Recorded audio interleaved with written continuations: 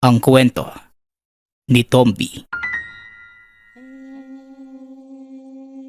Ang kwentong ito ay hango sa totoong buhay. Mula ito sa isa nating tagapakinig na itago na lang natin sa pangalang Chris. Taong 2003. Bayan ng San Juan. Sa mundong ibabaw, may mga tao talagang mapagsamantala sa pera at kapangyarihan. Ang ilan pa sa kanila ay gumagamit ng mga pampaswerte. Nagbabakasakaling makamit ang inaasam na ginhawa sa buhay. Ngunit paano kung ang pinaniniwalaan mong swerte ay siya ring magdadala ng kamalasan sa buhay mo? Ipagpapatuloy mo pa rin ba ang pangangalaga sa bagay na ito? O mananatili kang bulag para sa kayamanan na kasalukuyan mong tinatamasa? Tanghaling tapat na mga sandaling yun. Ngunit hindi pa rin tumitigil sa pagtatabas ng damo si Chris. Kailangan ito ng pera upang maipagamot ang kapatid na si Moymoy. May sakit ito sa puso at wala itong sapat na pera para madala ang bata sa ospital. 15 anyos lamang si Chris nang mamatay ang mga magulang dahil sa isang aksidente sa pabrika.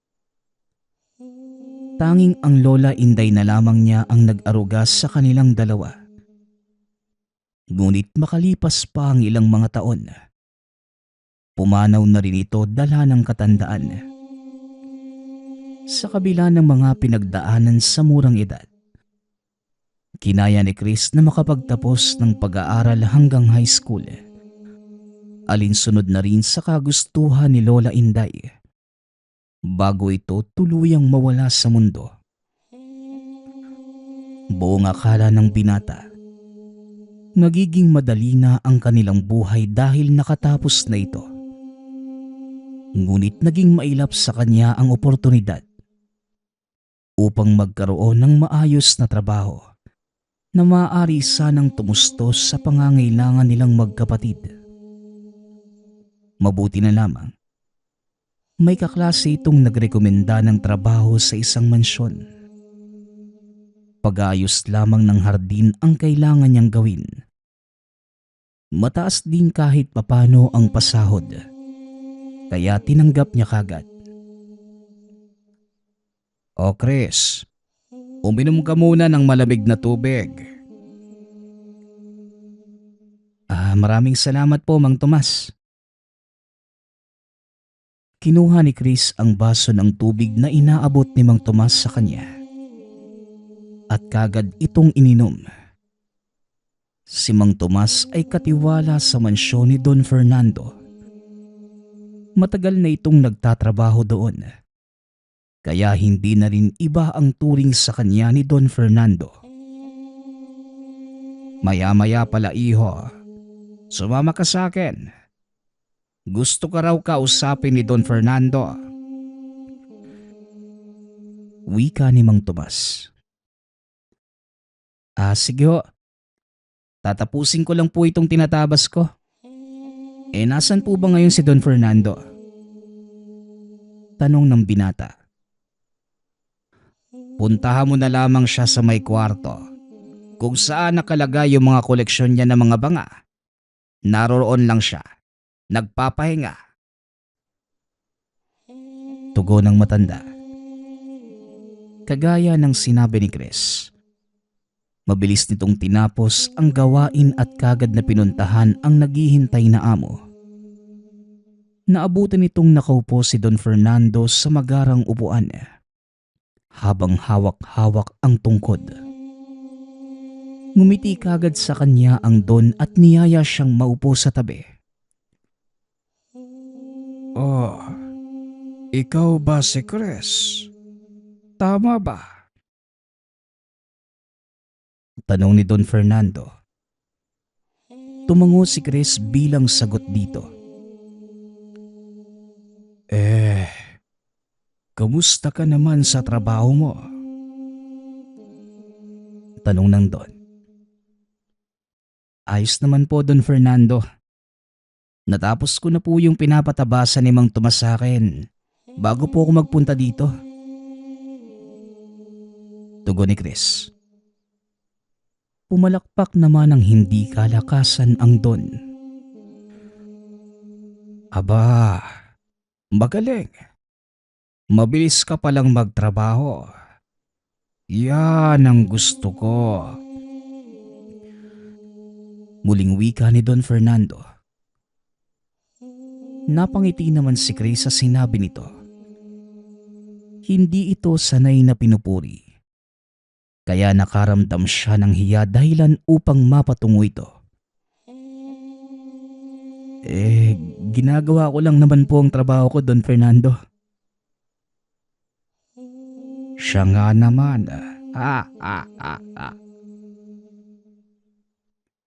Bakit niyo po pala ako pinatawag? Oo nga pala. Nalimutan ko na kagad. Ipapalinis ko lang sana sa'yo itong mga koleksyon ko ng banga. Medyo maalikabok na eh. Kahit bukas mo nalinisin. Hindi naman kita minamadali. Wika ni Don Fernando. Sabay turo sa mga nakahilerang banga sa gilid ng kwarto. Sige po. Bukas ko na lang po sisimulan yung paglilinis ha. Tutulungan ko po muna si Mang Tomas sa pag-akot ng mga tinabas na damo sa hardin. Wika ni Chris. O sige. Maaari ka nang bumalik kay Tomas. Tugon ni Don Fernando. Nakangiting umali sa silid ng binata. Masaya ito dahil napuri siya ni Don Fernando. Napatunayan niyang mabait naman pala ito. Hindi kagaya ng naririnig niya sa ibang tao patungkol dito. Si Fernando Manuel, o mas kilala bilang Don Fernando, isa sa pinakamayaman sa bayan ng San Juan. Bukod sa mansyon ay meron din itong mga lupain at negosyo sa mga kalapit na bayan. Sa kabila ng yaman nito at kapangyarihan, hindi nito maitatago ang trahedyang nangyari sa pamilya. 20 taon na ang nakalilipas. Ayon sa kwento ni Mang Tomas kay Chris, namatay ang asawa at 2 anak ni Don Fernando sa isang sunog. Barong-barong pa ang dating tahanan at hindi pa mayaman nang mapagbintangan ng pamilya ng Don na mga aswang. Sa takot ng mga tao na mga panahong yun, sinunog nila ang tirahan ng mga ito. Nakulong naman ang may sala. Ngunit hindi na may babalik pa ang buhay ng mga nawala. Simula noon, naging mailap si Don Fernando sa mga tao. Tanging ang kaibigan nitong si Ramon ang pinagkakatiwalaan. Ilang buwan itong hindi nagpakita sa mga tao sa San Juan. Hanggang sa isang araw, usap-usapan ang biglaang pagyaman ni Don Fernando. Iba't iba ang naging opinyon ng mga mamamayan ng San Juan patungkol dito. May mga nagsasabi na sindikato daw ito. Meron pang nanalo ito sa loto. At ang pinakamalala, nakahukay ito ng sako ng ginto. Sa kabila ng mga haka-haka ay walang sino man ang nakakaalam kung bakit nga ba ito bigla na lang yumaman. Kinabukasan, maagang pumasok si Chris upang linisin ang mga banga. Base sa itsura ng mga ito, mukhang mamahalin at antigo. May mga komplikadong disenyong nakaukit doon. Gusto ang pag-iingat ni Chris sa paghawak sa mga banga. Natatakot itong makabasag dahil alam ng binata na hindi niya kayang bayaran ang halaga nun. Sa kalagitnaan ng paglilinis ay dumating si Mang Tomas. O Chris, kumusta ka naman dito? Tanong na matanda. Ayos naman ho. Kaso, 3 banga pa lang po yung nalilinis ko eh. Mabigat po pala yung mga to. Tugon ni Chris. Sabay punas sa tumutulong pawis sa noo. Ah, ganun ba? O sige, maglinis ka na lang dyan. Muling wika ni Mang Tomas. Napansin ng binata na patingin-tingin si Mang Tomas sa silid. Tila may hinahanap na tao o bagay sa loob. Kaya naman nagpasya ang binatang tanungin ito. Mang Tomas, may hinahanap po ba kayo? Baka po makatulong ako. Wika ni Chris. Napatigil naman sa pagkilos si Mang Tomas.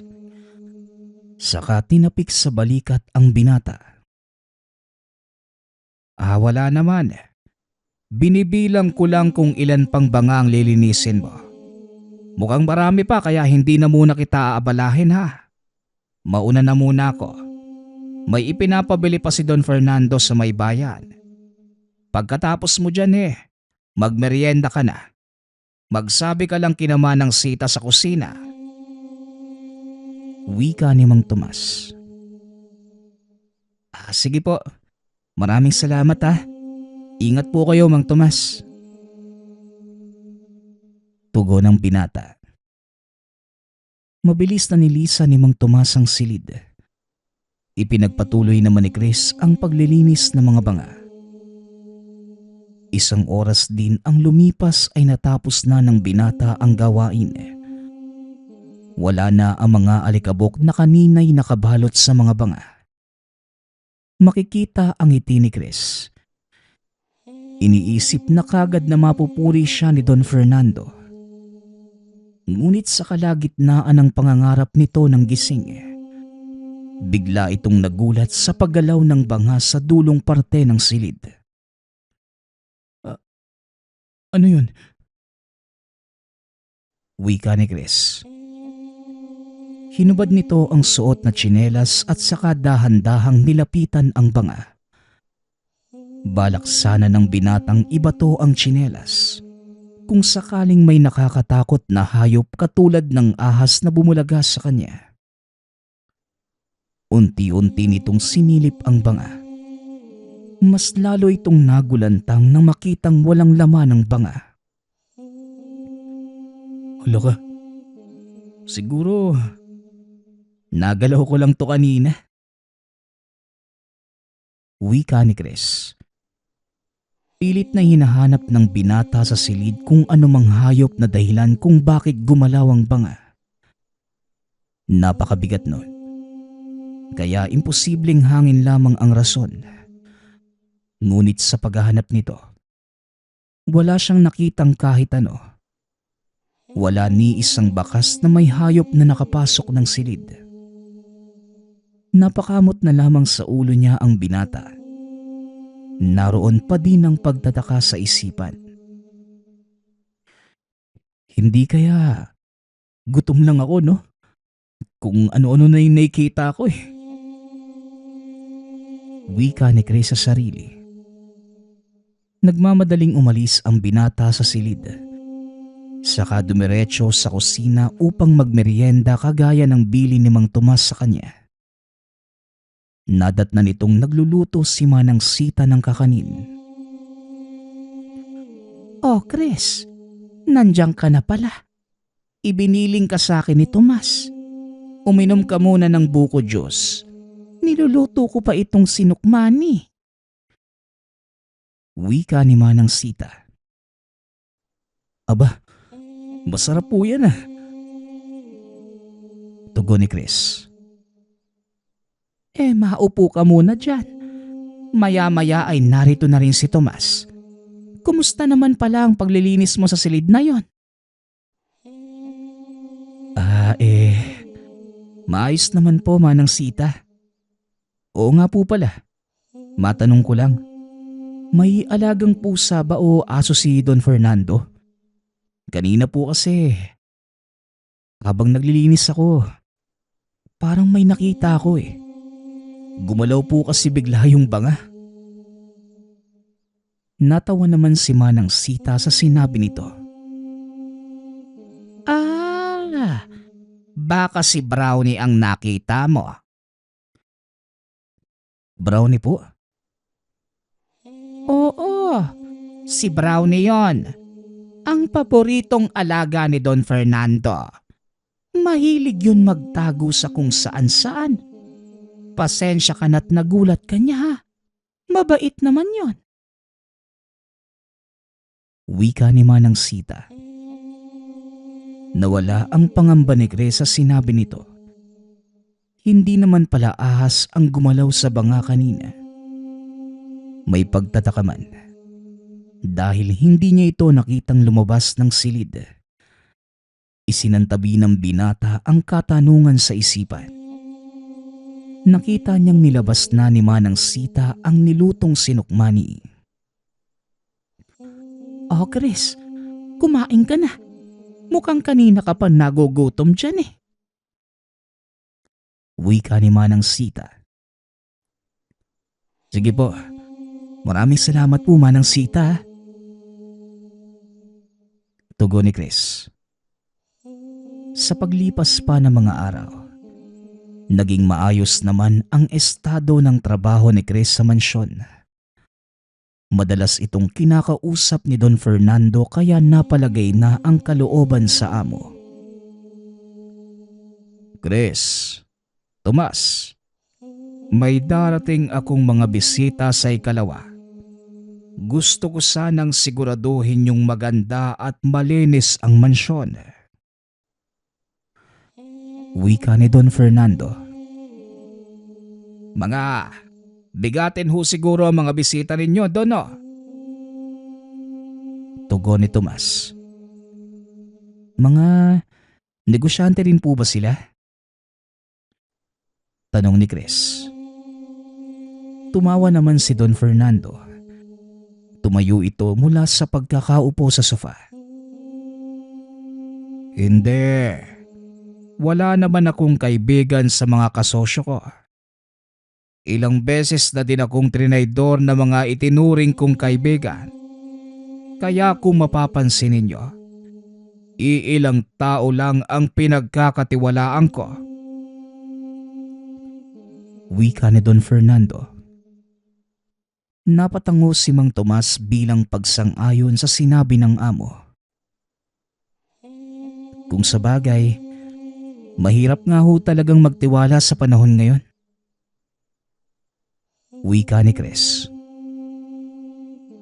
Oo, kaya kayong dalawa, Chris at Tomas ang pinagkakatiwalaan ko. Maghanda para sa ikalawa. Galingan nyo. Alam kong hindi nyo ko bibiguin. Oo naman ho, Don Fernando. Makakaasa po kayo sa amin ni Chris.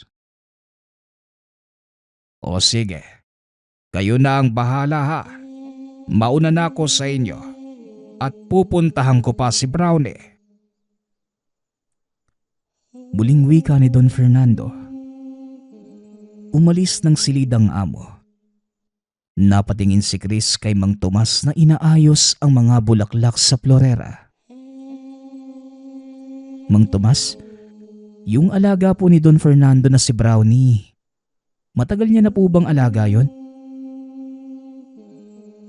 Tanong ni Chris. Aba oo, nauna pa sa akin yon. Dumating ako dito sa mansyon eh nandito na yun eh. Talaga po? Oo, mahaba yata talaga ang buhay ni Brownie. Mahal na mahal yun ni Don Fernando. Kaya sobrang pag-aalaga. Araw-araw niya yung binibisita. Walang mintes. Saan ho ba nakatira si Brownie? Sa basement, iho. Sa basement nitong mansyon. Tugon ni Mang Tomas. Isang senaryo ang biglang pumasok sa isip ni Chris. Ito ang nangyaring paggalaw ng banga noong nakaraang naglilinis siya. Sa basement po? Nakakulong po ba siya doon? Kasi noong isang araw po nung naglilinis ako, parang may pumasok po sa banga kaya gumalaw eh. Nasabi ko na po yun kay Manang Sita. Ang sabi naman po niya sa akin, baka si Brownie daw po yun. Wika ni Chris. Makikita ang pagkagulat sa mukha ni Mang Tomas sa ikwento ng kaharap. Nilapitan nito ang binata at saka bumulong.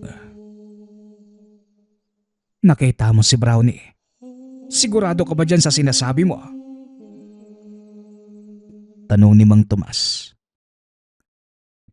Hindi ko siya literal na nakita. Dahil nung sumili po ako sa banga, wala namang laman eh. Hinala lang po yun ni Manang Sita na si Brownie ang nakita ko. Tugon ni Chris. Napabuntong hininga si Mang Tomas na lalong ikinagulo ng isipan ng binata. Ganun ba? Akala ko naman nakita mo. Kung nakita mo kasi si Brownie, ibig sabihin nakatakas siya mula sa basement. Mapapagalitan ako ni Don Fernando kung sakali. Kaya kinabahan kagad ako sa sinabi mo kanina. Eto talagang si Sita kung ano-anong sinasabi sa'yo. Huwag kang maniniwala doon ha. Nagbibiro lang yon. Wika ni Mang Tomas. Kaya po pala ganun po yung reaksyon nyo, no? Ano ba yan si Manang Sita? Paniwalang paniwala pa naman ako sa kwento niya. Tugon ni Chris. Oo, kaya pasensya na ha. Kinabahan ka yata sa tanong kong yun eh. Wala ho yun, Mang Tomas. Wika ni Chris. Tinapik ni Mang Tomas ang balikat ng binata. Saka muling bumulong na siyang dahilan kung bakit bahagyang tumindig ang balahibo ni Chris. Pero seryosong usapan ha. Wag na wag kang pupunta ng basement kung gusto mo pang mabuhay. Banta ni Mang Tomas. Napalunok na lamang ng laway si Chris sa mga narinig. Kagad na umalis si Mang Tomas para magpunta ng kusina. Samantalang naiwang nakatulala ang binata habang pinag-iisipang mabuti ang sinabi sa kanya. Bakit? Parang nakakatakot yung sinabi ni Mang Tomas sa akin. Bakit parang ikakamatay ko kapag nakita ko si Brownie? Tanong ni Chris sa sarili. Hindi talaga mawala sa isip ng binata ang sinabi ni Mang Tomas. Kaya para linawin ang kung anumang ideyang nagbabadyang mabuo sa isipan, sinundan ni Chris si Mang Tomas sa kusina. Nang makarating na siya sa kusina, wala ni isang taong nadatnan doon. Kahit si Manang Sita ay wala rin. Malaki ang kusina ng mansyon. May 3 pinto ang silid. Ang isa ay papunta sa imbakan ng pagkain. Ang isa naman ay papunta sa sala at ang isa naman, daan papunta sa likod na bahagi ng mansyon. Aalis na sana si Chris sa kusina nang may mga tinig siyang narinig na nagmumula sa labas ng silid. Dahan-dahan itong naglakad papalapit sa pinto. Sumilip ng bahagya. Nakita niya si Mang Tomas at Manang Sita na nag-uusap. Alam ni Chris na masamang makinig sa usapan ng iba. Ngunit hindi niya na yon inalala pa. Ito namang si Tomas. Biro lang naman talaga yung sinabi ko kay Chris. Bakit ba galit na galit ka? Tanong ni Manang Sita. Sita, Mas makabubuti kay Chris kung wala siyang malalaman na impormasyon patungkol kay Brownie. Tugon ni Mang Tomas. Wala naman akong sinabi na ikakapahamak niya. At isa pa, kahit nga si Don Fernando, nabanggit ang pangalan ni Brownie. Lumabas ako ng kusina kanina. Huwag mong itanggi. Narinig ko. Oo na, wala naman ako magagawa eh. Basta sa susunod, pigilan mo yung kadaldalan mo kapag kausap si Chris. Mukhang hindi rin naman naghihinala yung batang yon. Ay, grabe ka naman sa akin, Tomas. Hindi naman ako ganong kadaldal, no? Pinapaalalahanan lang naman kita. Baka mamaya masabi mo pang hindi aso si Brownie. Wika ni Mang Tomas. Napakunot ang noo ni Chris sa narinig. Ngunit nanatili pa rin ang pakikinig sa dalawa. Aba, yun ang hindi ko gagawin, no? Wika ni Manang Sita. Mabuti naman. At mayayari tayo kay Don Fernando. Alam mo naman kung ano ang pinagdaanan ng Don at ng alaga niya. Hindi niya gugustuhin na mangyari ulit yon. Oo naman. Alam ko naman yun. Hayaan mo at hindi na ako magbabanggit kay Chris. Wika ni Manang Sita. Hanggang doon na lamang ang narinig ng binata dahil nakita nitong humakbang na papunta sa kusina ang dalawa. Dali-dali itong umalis at nagpunta ng sala. Ayon sa narinig niya mula kina Mang Tomas at Manang Sita, hindi talaga aso ang alaga ni Don Fernando. Ang buong akala ni Chris, aso ito dahil ang pangalan ay Brownie, na karaniwang ginagamit bilang pangalan ng alagang aso. Ano ba talaga si Brownie? Naku po, hindi kaya si Brownie? Wika ni Chris sa sarili, habang napapakamot na lamang sa ulo sa mga nabubungong ideya sa isipan. Nang dahil sa narinig kanina, lumakas ang paniniwala ni Chris na ahas nga si Brownie. Kaya ito ay pirming nakakulong sa basement at kaya gano'n na lamang ang reaksyon ni Mang Tomas noong inakala nitong nakita niya si Brownie. Napatango si Chris sa kawalan na tila kumbinsido sa mga naiisip niya. Muli itong bumalik sa paglilinis ng sala para sa mga darating na bisita ni Don Fernando sa Makalawa. Hanggang sa dumating na ang araw na pinaghahandaan nila Don Fernando. Sabay-sabay na pumasok sa sala ang ilang tao na pamilyar kay Chris. Kagad itong dinaluhan ng Don at saka inayang mananghalian muna. Kita ang pagkamangha sa mukha ni Chris na mga oras na yun. Sapagkat kasama sa mga bisita ng Don ay ang isa sa kilalang artista na nooy. Napapanood lamang sa telebisyon. Itago na lang natin ito sa pangalang Ana. Maganda ito at may malapor sila ng kutis. Mukha naman itong mabait at hindi suplada. Hindi katulad ng kumakalat na chismis na ito ay maldita. Ang gandang babaeng talaga niyang si Ana. Hindi na ako magtataka kung bakit sikat na sikat yan at maraming pelikula. Wika ni Manang Sita. Napalingon si Chris kay Manang Sita na ngayon. Nakatitig kay Ana habang kumakain sa lamesa. Oo nga po Talaga po palang maganda siya sa personal, no? Saka kaibigan pala siya ni Don Fernando. Ang galing. Wika ni Chris. Aba oo, maraming kaibigang sikat si Don Fernando. Pero iilan lamang ang dinadala niya rito. Iyong mapagkakatiwalaan lang. Tugon ni Manang Sita. Ay talaga po. Hindi ko po alam na bigatin po pala talaga si Don Fernando no? Wika ni Chris. Sinabi mo pa. Ganyan nga siguro talaga kapag mayaman no? Kaya ikaw, Chris, palagi mong tularan si Don Fernando.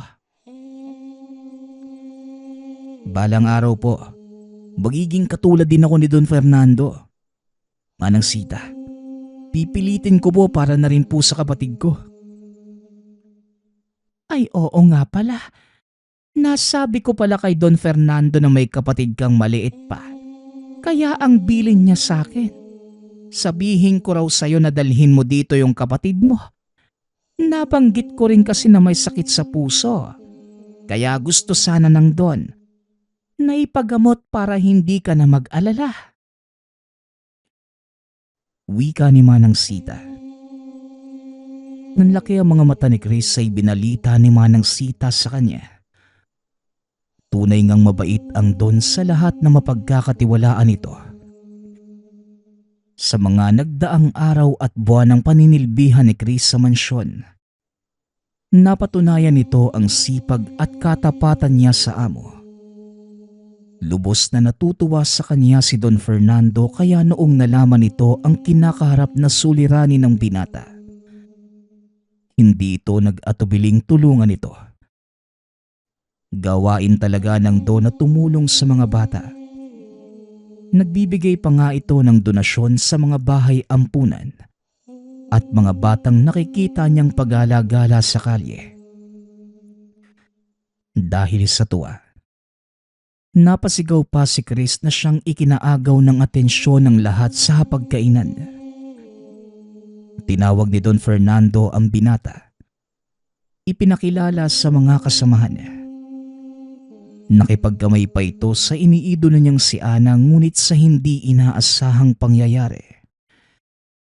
Napabitaw si Chris sa pagkakahawak sa kamay ng babae. Ano yun? Tanong ni Chris. May nakita itong mahabang buntot sa ilalim ng lamesa.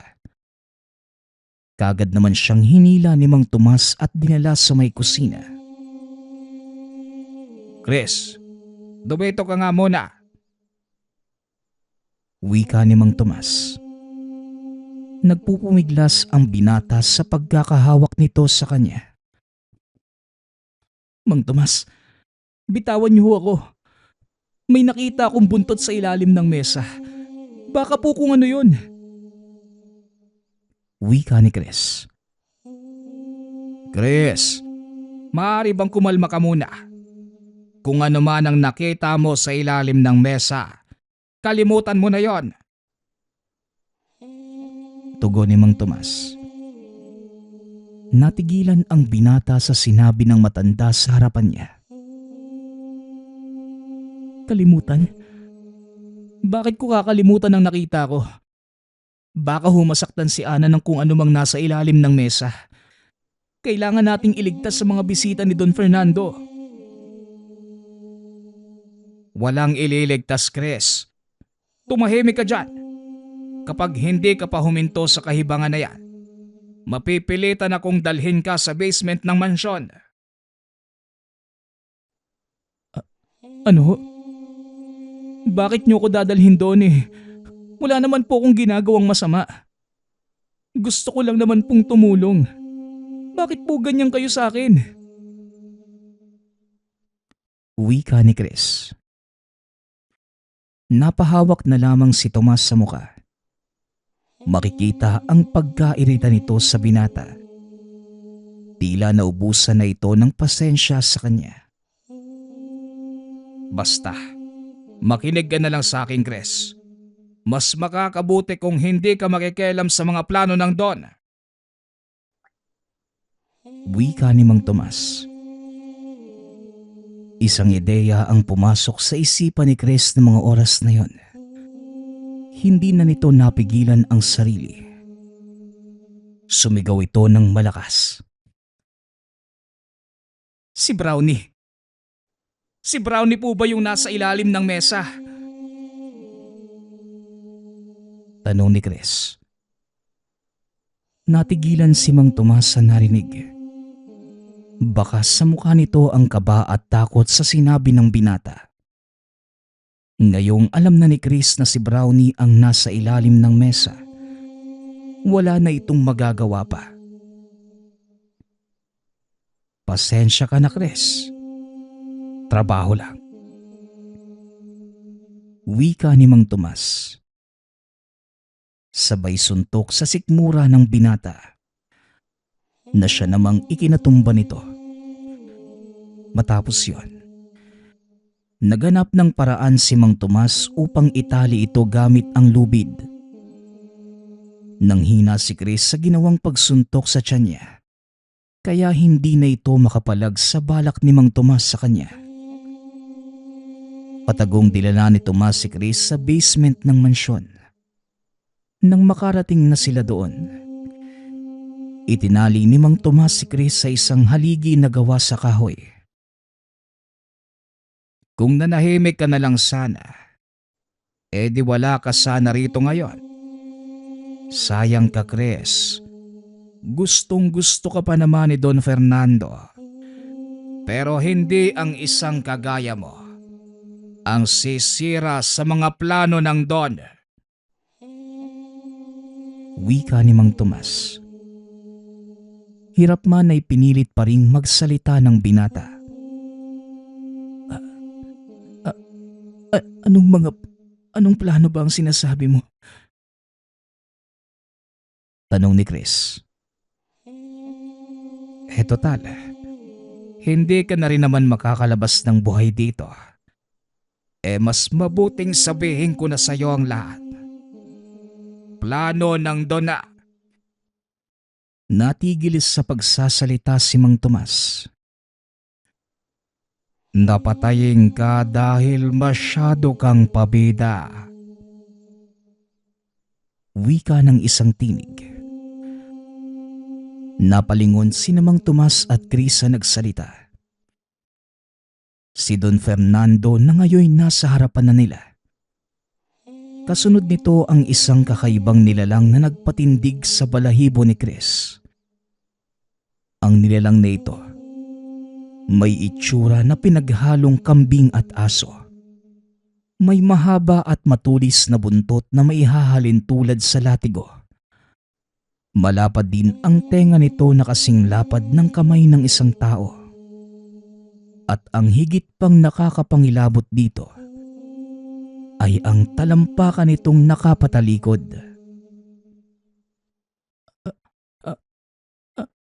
Anong hayop po yan? Tanong ni Chris. Ipinapakilala ko nga pala sa'yo ang paborito kong alaga na sigbin na si Brownie.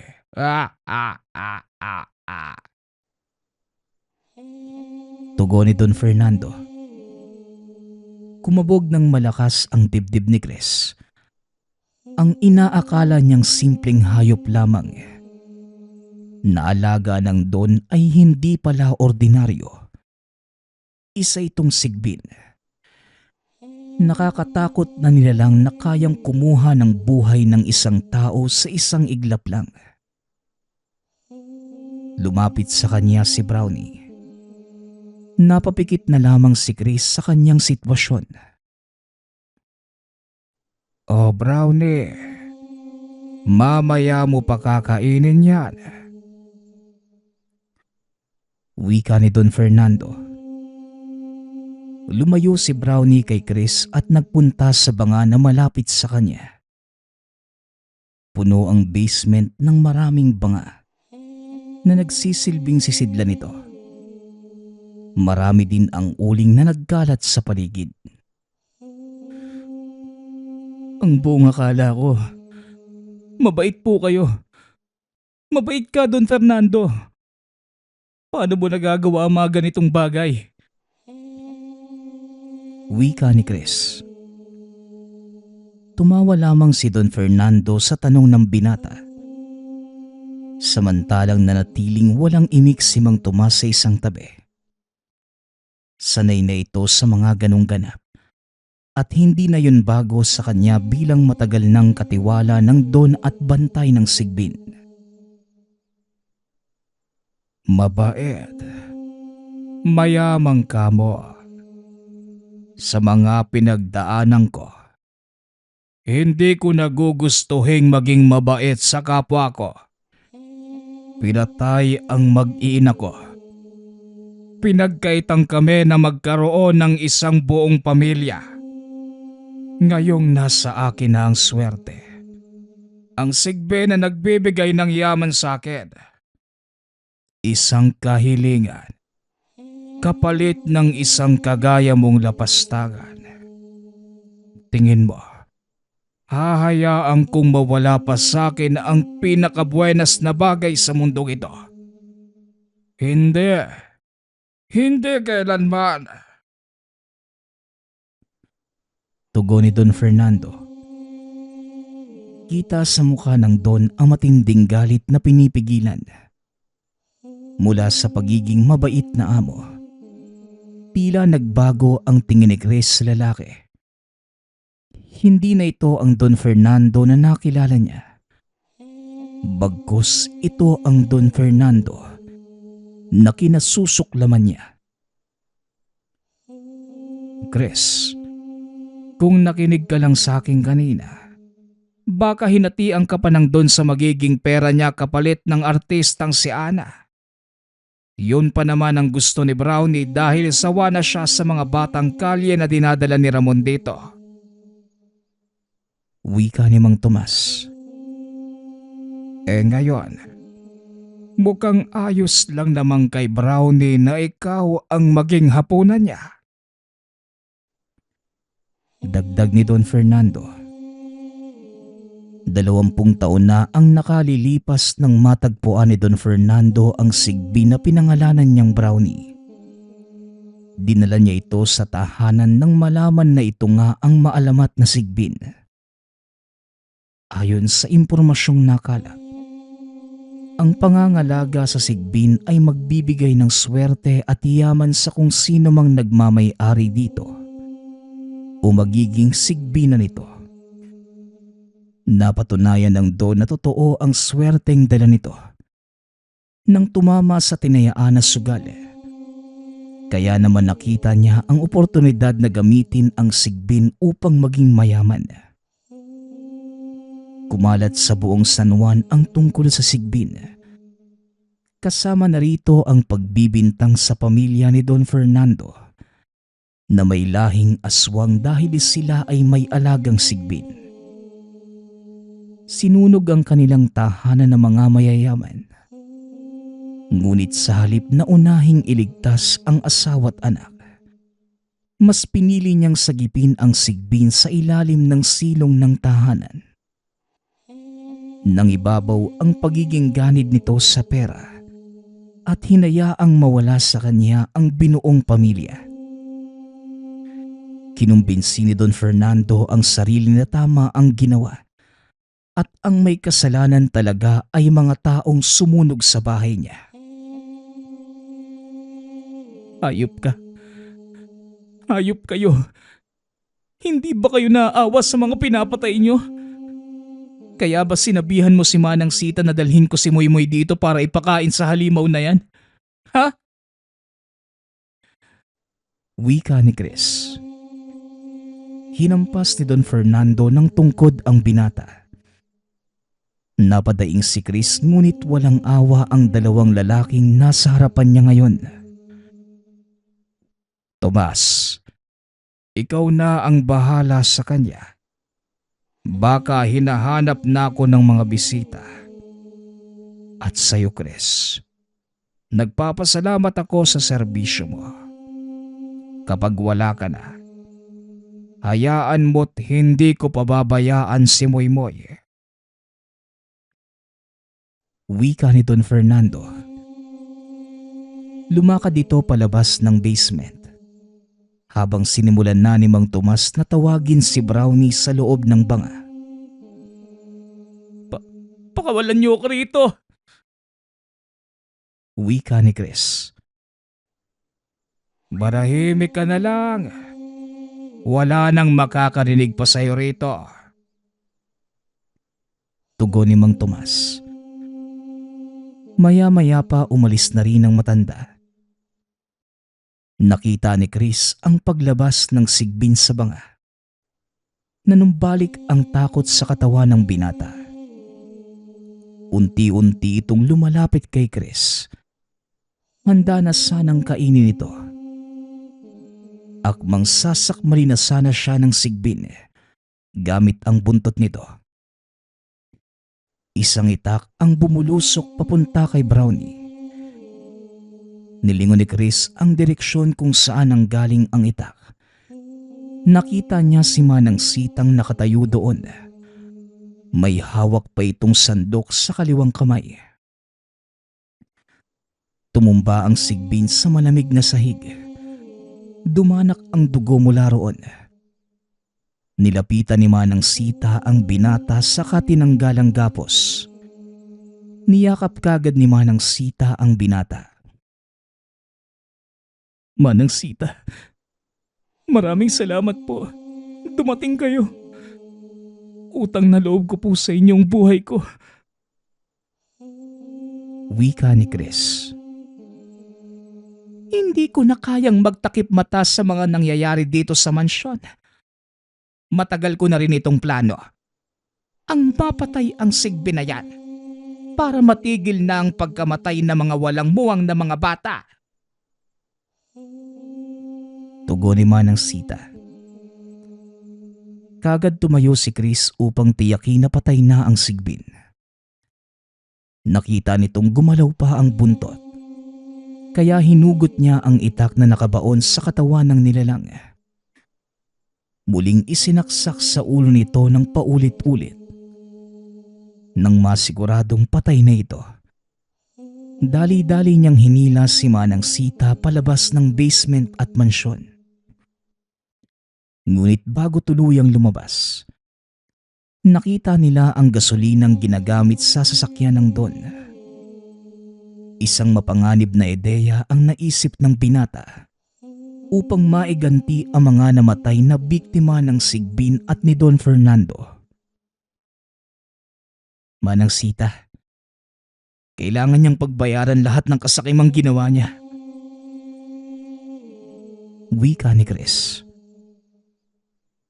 Teka Chris, ano bang gagawin mo sa gasolina na yan? Huwag mong sabihing susunugin mo ang mansyon. Tanong ni Manang Sita. Ibinuhos ng binata ang gasolina sa kabuuan ng basement. Saka sinindihan ang posporong dala palagi sa bulsa ni Manang Sita. Kaagad na nagliyab ang buong paligid. Mabilis na kumalat ang apoy. Sa pagtakbo nila Chris at Manang Sita palabas ng mansyon, maririnig ang malakas na sigaw ni Don Fernando at Tomas.